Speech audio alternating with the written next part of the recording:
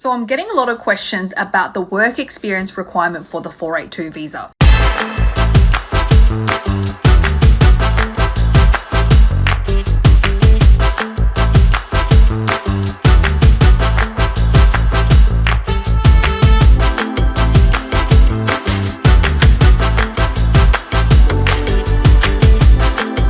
There's actually a couple of different ways that you can qualify for this, but it also depends on your occupation. So first of all, you must have the relevant qualifications and at least 2 years of full-time work experience in that occupation. This may change to 1 year later on this year. Now that 2 years full-time work experience does not have to be post-qualification. So for example, if you're studying a Certificate 3 in carpentry, which took you 2 years, and you're working 2 years full-time during that time, then you would qualify for the 482 visa. Now, for some occupations, you do need a skills assessment. That will depend on your country of passport, the occupation, and whether you have a qualification in Australia or not.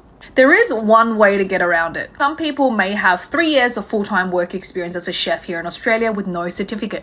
They could actually go get a certificate based on recognised prior learning. This would be an Australian qualification and they could use this for the 482 visa. Over the last 3 months, we've been submitting a lot of these applications. The processing time has been pretty quick. I would say 1 to 6 months. In my next video, I'll talk about the salary requirements. Okay, let's talk about this workplace justice visa that has been newly released. So this is for applicants who need to stay in Australia if their visa is about to expire to undertake workplace justice activity. So for example, if you have an ongoing workplace claim with your previous employer, it could be things such as wage theft or even bullying. And this is how we've been managing these applicants. First of all, some applicants will come to us and they already have an ongoing case. However, some do not. They're still inquiring whether they have it.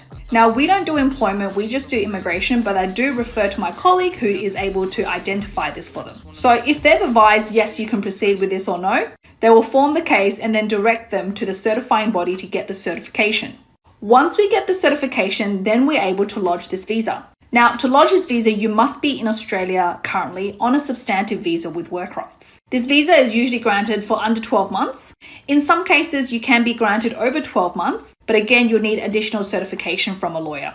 Now, we're still waiting for some of the states to open up, and always having your independent pathway is very important. But if you haven't been invited yet, you really need to look at employer-sponsored visas. And for a lot of the employer-sponsored visas, you need to have X amount of work experience, so 2 years or 3 years of work experience. If you don't meet that requirement, you could qualify for the training visa. This visa still requires an employer to sponsor you, but it's a little bit different. They're sponsoring you to undertake training within their business in that nominated occupation. And there's 3 different streams that you can qualify under. Now, depending on the stream, you may or may not need at least 1 year of work experience. And did you know that work experience can be made up of study and work experience? So I think for a lot of people who can't qualify for the 482 or 186 yet, have a look at the 407.